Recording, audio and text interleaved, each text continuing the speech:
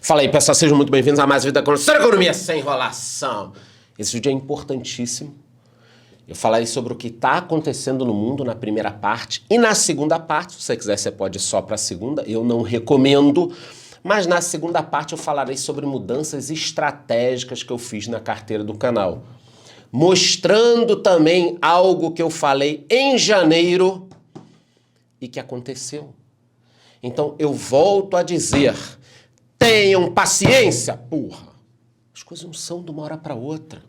Às vezes vocês compram um ativo, 2 semanas depois, eu vendi porque não sei o quê, porque caiu 1%. Calma, porra. Calma.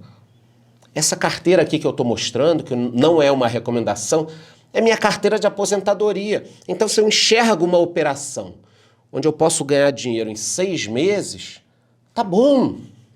Tá bom. Então eu vou falar sobre tudo isso, é importantíssimo esse vídeo, veja, nem seja na velocidade 4.0, mas antes de tudo isso, me diga aqui nos comentários a seguinte questão, que você deveria saber. Qual a sua maior posição em fundos imobiliários? Me diga aqui qual a sua maior posição e para quem participar, domingo que vem eu vou sortear esse que é o melhor livro de todos os segredos da mente milionária, mais um caderno exclusivo do canal, tudo acompanhado dos nossos stickers aqui, sem enrolação. Então falando do fechamento, dólar para cima, ouro voltou aí para a faixa dos 1.700 dólares, o ouro que estava entregando ouro, né? Destaque da bolsa para cima e para baixo, muita volatilidade mesmo. O IRB aqui caindo de novo, teve um péssimo resultado, prejuízo é impressionante. Que há 3, 4 anos o IRB era a melhor empresa de resseguros do mundo.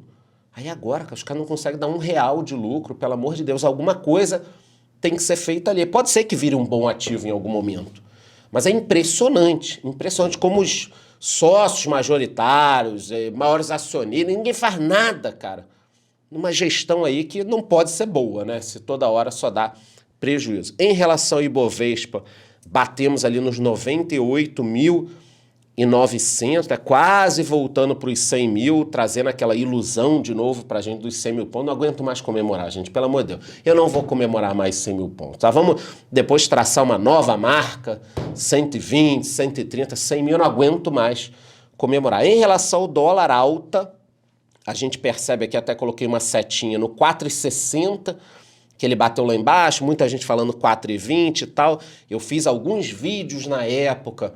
Pessoal, vamos aproveitar a queda, vamos investir, dividendo, tal. Tô sempre investindo. Com dólar, não dá para ficar arriscando. Agora vai cair até tanto, agora vai subir até tanto. Então, como você não vai acertar o fiofó da mosca, então você vai entrando sempre ali. Então, voltando aqui, ó, 4,60 foi ali embaixo, depois subindo, e 5,70. 5,70 e teremos eleições, risco Brasil subindo. Eu já falei, não teremos uma eleição tranquila. Cara, quando chegar perto, vai ser um tumulto. Pelo menos é a minha expectativa em relação à volatilidade, tá? Na Europa continua lá o problema da inflação, o Banco Central tendo que mexer no juro, fora toda a questão da energia, outros pontos que eu venho falando com vocês. Nos Estados Unidos a coisa também não está tranquila, pedidos de auxílio-desemprego subiram, os investidores cortaram as alocações para o nível mais baixo desde o colapso do Lehman Brothers, a crise de 2008. Eu que estive na crise, né, não mergulhado na crise, né, mas acompanhando já, como vocês estão acompanhando essa.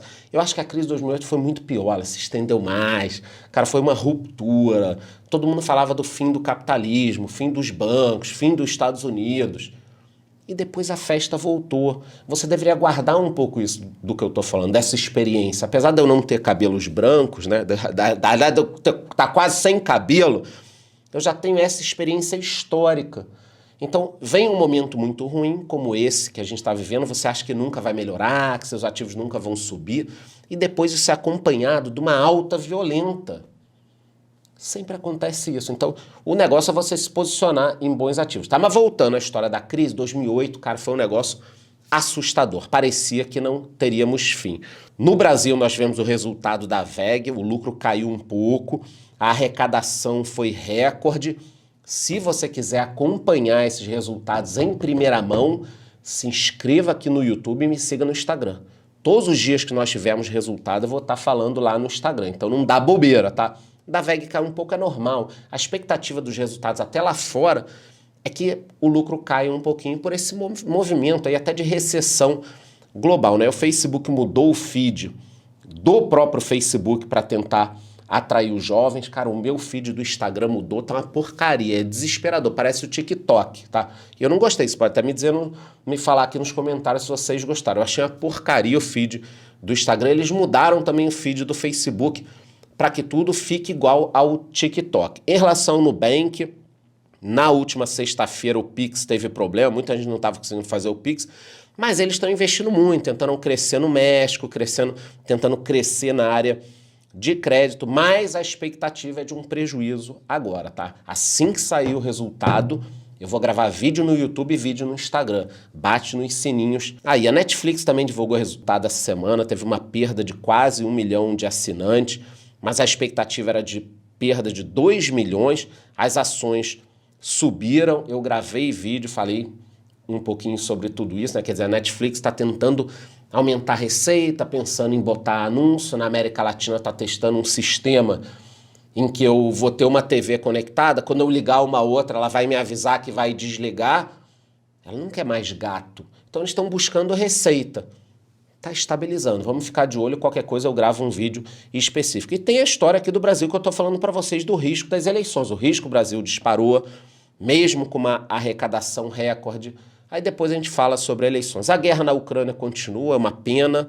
O Banco Central da Rússia até está propondo proibir os investidores de comprarem ações estrangeiras para o dinheiro ficar no país, né? Eu não considero isso mais uma democracia quando você proíbe o cidadão de usar o dinheiro para o que ele queira, tá? Então, economicamente, na minha opinião, não pode ser uma democracia um país que proíbe isso. A Tesla também divulgou o resultado, teve uma alta no lucro, mas ela vendeu aí um pouquinho ou um muitinho dos seus bitcoins. O Elon Musk tentou explicar, causou um burburinho, mas mesmo com a venda da Tesla, o Bitcoin conseguiu segurar em 22, 23 mil dólares. Não sei quanto está exatamente agora que você está vendo o vídeo. Mas na hora que eu vi a venda, eu falei, caramba, deixa eu olhar o preço aqui. Olhei, estava normal, então o Bitcoin se segurou, o que é muito bom para o mercado, né? É ruim, Elon Musk compra, aí sobe. Elon Musk vende, porra! Ele não pode depender de uma pessoa. Então, essa movimentação eu quero entender melhor ainda, mas foi muito bom o Bitcoin se segurar por enquanto, tá? Então, dito isso, esse foi o resumão da semana que eu gosto de fazer aqui com vocês no domingo. Recomendo que vocês assistam a todos os domingos aqui, se inscreva no canal e bata no sininho, porque você tem a tua vida, tá trabalhando, e eu, que é o meu trabalho, fico pesquisando tudo isso para trazer para vocês, tá? Agora vamos falar da carteira do canal. 1, 2 vezes por mês eu pego alguns relatórios, dou uma olhada, leio, tá tudo ali na sala, eu já marquei, tá? E gosto de fazer essas movimentações. Essa semana eu fiz uma movimentação muito importante. Por quê? Porque eu comprei algumas semanas, na verdade uns 2, 3 meses, né? Um fundo que subiu muito.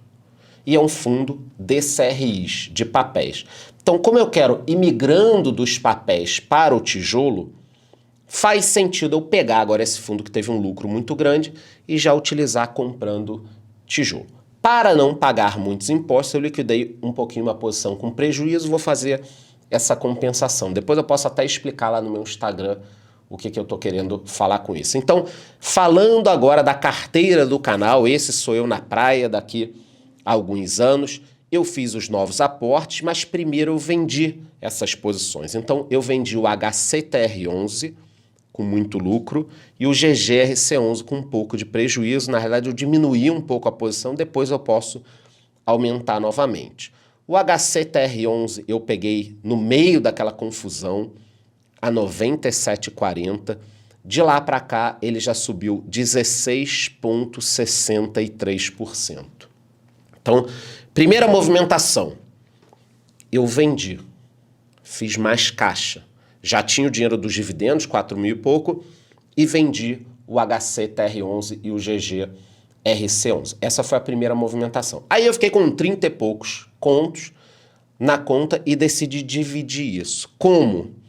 Tá aqui, ó, essas foram as compras. KNCR11, Vino11, BCFF11, HFOF11, HTMX11 e Small 11. Por que que HTMX e Small estão em vermelho, o resto em verde? Porque tem um risco diferenciado. E vocês sabem que 10% da carteira tem um risco a mais, tá?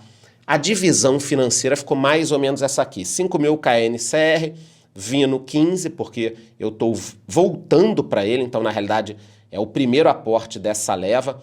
BCFF11 e HFOF 5.000 em cada um, HTMX um novo aporte de 5 e o troco que sobrou de 3.000 eu investi no Small 11. Essa é a tela de compra, então eu fiz efetivamente as compras e vou explicar para vocês a movimentação.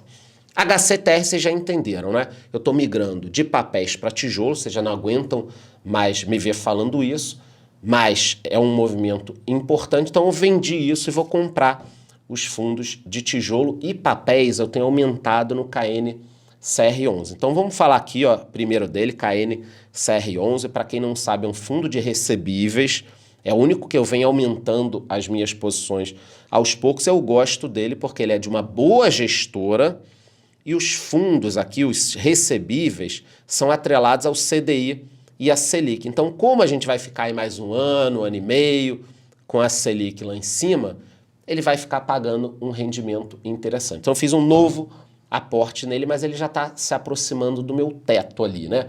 A gente, às vezes, dá uma furadinha no teto, mas não pode furar muito o teto, porque é relativo à minha aposentadoria. Vai que dá uma merda nesse fundo aí. Depois, eu aportei no HTMX também, tá? É um fundo que eu disse para vocês que tem um pouco de risco. Muita gente está me cobrando, mas ele não paga dividendos. Eu já falei que eles divulgaram que deve voltar em setembro agora, já de 2022, seria em maio do ano que vem. Os hotéis estão ficando cheios, está tudo bonitinho. Olha aí, hotéis e pousadas do Rio cheio, taxa de ocupação em Pernambuco 75%, cerca de 85% dos hotéis do país estão ocupados no mês de julho, porque nós temos as férias. Então, Rio, Pernambuco, São Paulo, eventos. Cara, tá tudo enchendo. Tá tudo enchendo. Só que o fundo tem um prejuízo acumulado. Então, nos últimos meses, ele está pagando esse prejuízo para voltar a pagar, tá? Eu fui lá nos relatórios de 2019, antes de toda essa crise sanitária, olhar a média dos dividendos. Então, a média dos pagamentos, incluindo a venda de quartos, mais as hospedagens lá, essa média ficou em 86 centavos, tá? Vamos colocar aqui, com inflação, mais alguns aumentos, 90 centavos de pagamento. Então, ao preço de hoje, esse fundo, quando ele começar a voltar a pagar os dividendos, pode ser que ele pague em alguns meses algo em torno de 1%. Então eu acho interessante, mas ele já vem subindo de preço. Quando ele voltar a pagar, a gente vai ter um direcionamento um pouco melhor, mas eu ainda considero um fundo na área de risco, tá, galera? Depois, Vino 11. Vino 11 voltou para a carteira do canal. O Vino 11 começou na carteira do canal. Só que em janeiro ele saiu e eu gravei vídeo sobre isso, tá? Por isso que eu falo, bata no sininho. E por que o Vino 11 saiu da carteira do canal em janeiro? Vamos ver a minha explicação lá em janeiro. Tem um valor que ele distribui que não é oriundo das receitas do fundo, e sim de um negócio que foi feito que vai acabar. Então, começa muito ruído, já não faz mais sentido ele estar na carteira do aposentado. Então, poxa, então é um fundo ruim? Não, é um fundo bom. Só que no momento eu prefiro deixar fundos com mais certezas do que incertezas. E quando tem incertezas como HTMX11, eu tenho a segurança de que é inseguro. O que eu não posso ter é, na área de bons fundos, um fundo que pode me dar problema ou pode cair a renda de repente. Então, por que o Vino 11 saiu? Porque poderemos ter mudanças principalmente na distribuição dos rendimentos. Ponto. Então ele pode voltar? Pode voltar. Pronto. Foi isso. Em janeiro, ciente de que o rendimento do fundo ia cair, eu vendi. Vendi aqui, vamos olhar a boleta, a R$ 54,30. Vendi ele a R$ 54,30. Logo depois, olhando aqui, o rendimento dele despencou. O fundo caiu bastante. E eu comprei ele de novo agora na faixa aí dos 40 e poucos reais. Então vendi a 54, comprei a 40 e pouquinhos. Um bom negócio? Um bom negócio. Vou acertar sempre? Não. Mas a gente estando atento, vai tirando um dinheiro aqui, um dinheiro ali. É 16% no HCTR, é comprando agora com desconto absurdo. Tem uma outra pica que a gente vai tomar, que nem eu estou tomando no fundo de agro, que nada está resolvido. Mas esses pequenos ganhos são importantes. Pô, vender a 50 e pouco, comprar de novo a quase 40, me parece um bom negócio. Para quem não sabe o que é o fundo, né? Um fundo de lajes comerciais, mas com alguns diferenciais. Ele tem muita concentração, ainda mais agora na Globo, na própria 20, que é o fundo, né? A gestora do fundo. Então, é um fundo particular, tem que tomar cuidado, só que os imóveis são muito bons, né? Tem essa divisão aqui entre segmentos de atuação, mas volto a falar muito concentrado na Globo. Os contratos, a maior parte é 2026 mais, ou seja, depois de 2026, mas alguns pontos me incomodam. Só que eu acho que é um fundo interessante, vendi bem, comprei bem de novo e provavelmente as lajes daqui a pouco vão começar a subir. Os próximos dois fundos são FOFs, né? Fundos de fundos, começando pelo BC FF11, fundo muito grande, conhecido, liquidez, mais de 298 mil investidores, né? Quase 300 mil investidores, fundos atrelados ao CDI, fundos atrelados ao IPCA, bem pulverizado, dá para ver aqui, ó, top 20 investimentos da carteira do fundo, são vários fundos. Eu sempre falo para vocês que eu gosto de FOF por causa disso. Você compra um fundo e vem uma porrada, mas também vem uma taxinha a mais de administração. No último ciclo de alta, eles conseguiram ganhar muito dinheiro. Segundo FOF, é o HFOF11, muito conhecido também em liquidez, valor de mercado alto. Eles conseguem dividir bem a sua carteira aqui entre shopping, desenvolvimento, corporativo, mobiliário. Não precisa falar muito do BCFF11 e HFOF11. Sei que vocês vão reclamar o tempo inteiro da taxa. Eu concordo que tem uma taxa a mais. Eu concordo que eu estou delegando para alguém o controle, mas eu também enxergo como uma forma de eu diversificar mais ainda a minha carteira. Eu tenho dois FOFs que têm dezenas de fundos imobiliários e vão estar fazendo uma gestão que eu não tenho como fazer. É óbvio que eles têm informações que eu não tenho, compram, vendem, no último ciclo de alta ganharam muito dinheiro. Então não abro mão de ter esses FOFs. Tomei prejuízo, estou tomando ainda porque eles caíram muito, mas já estão voltando a subir.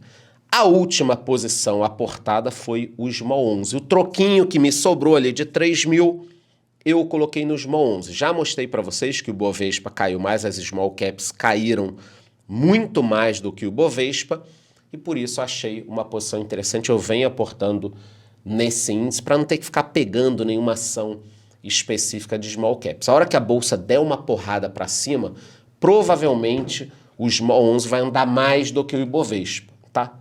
Provavelmente. A gente vai acompanhando aqui, bata no sininho. Em relação às ações, eu continuei com a mesma posição. Acho que já tem uns 2 ou 3 meses que eu não faço nenhum aporte. Mês que vem eu prometo fazer um aporte com os dividendos que eu for receber. E tá aqui, né? Banco do Brasil, BB Seguridade, Engie, Energias do Brasil, Itaúsa, Itaú, Sanepar, Taesa, Transmissão Paulista e Vivo. Fundos imobiliários, saiu o HCTR, entrou o Vino. Ou seja, continuamos com 15 fundos imobiliários. O Small 11 continua aqui, né? Foi aumentada a posição. E quando a gente olha a distribuição por ativo, a maior posição é o Banco do Brasil com 7%, porque eu comprei 5, mas o banco subiu. Então é um bom problema. É um bom problema. Pô, eu comprei, ele tinha 5%, foi para 7%. Beleza, porque subiu. Depois o KNCRI, aí vai descendo aqui, mas a gente pode perceber que praticamente, eu tenho menos de 5% em todos os ativos. Então quando, deu um problema num fundo imobiliário, tá tudo bem, não vai quebrar minha carteira. Agora, malandro aí que tinha 30% da carteira em Magalu, ó. Quem tinha 30% em IRB, caiu 95% do topo, acabou a carteira. Você destruiu a carteira, meu irmão. Então a concentração, ela é muito perigosa. A não ser que você conheça muito bem um ativo, ele tem um potencial enorme. mesmo assim você corre esse risco. Falando de rentabilidade, no período aqui selecionado, o Ibovespa está com menos 20%, a carteira está com mais 1,55%. Então a minha expectativa também é que quando nós tivermos um movimento de alta, essa carteira vai dar uma porrada, não sei se vai acompanhar na mesma velocidade a carteira inteira do Ibovespa, mas todos os meses eu recebo dividendos, eu estou conseguindo fazer aquela bola de neve. Esse mês, pelo menos 4 mil eu vou receber. Olha, esse tanto de ativos aqui me pagando dividendos. Por isso que toda semana eu posto ali, estou recebendo, fora os ativos internacionais que eu recebo. Por isso que eu gostaria muito que vocês criassem essa consciência. Não é uma recomendação, não precisa copiar a minha carteira, mas crie uma consciência de ter ações e fundos imobiliários pagando dividendos, e aí todos os meses você vai fazer isso que eu estou fazendo. Pô, o que eu vou comprar? O que eu vou vender? Uma vez por mês, uma vez a cada 2 meses. Compra bons ativos, faz isso, pelo amor de Deus, por você. Então foi isso, falei sobre as notícias do mundo, que acho importante você acompanhar todos os domingos. Mostrei aqui uma movimentação tática, saiu um fundo de recebíveis, entrou um fundo de lajes corporativas que eu vendi a 54, comprei a 40 e pouco, aumentei minha posição no fundo de hotéis pelo pagamento. Então esse vídeo foi muito completo, se inscreva no canal e não deixe de me contar aqui o seguinte, qual a sua maior posição em fundos imobiliários? Para quem participar do domingo que vem, eu vou sortear esse que é o melhor livro de todos os Segredos da Mente Milionária, mais um caderno exclusivo do canal, tudo seguido com os nossos stickers. É isso aí, gostou? Curte o vídeo, curte o canal, bate no sino e até a próxima.